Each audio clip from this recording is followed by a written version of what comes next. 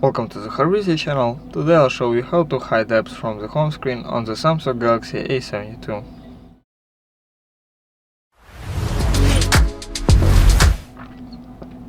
So first make sure that the app drawer is enabled. Scroll up and it should open.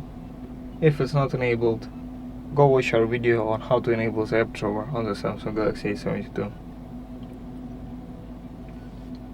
Now look for the app you want to hide. For example, let's hide Facebook. Hold it down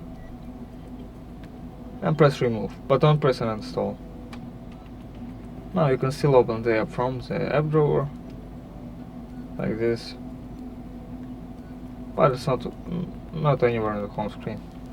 Thanks for watching, subscribe to the Harvey channel for more videos, leave a like and a comment, and goodbye.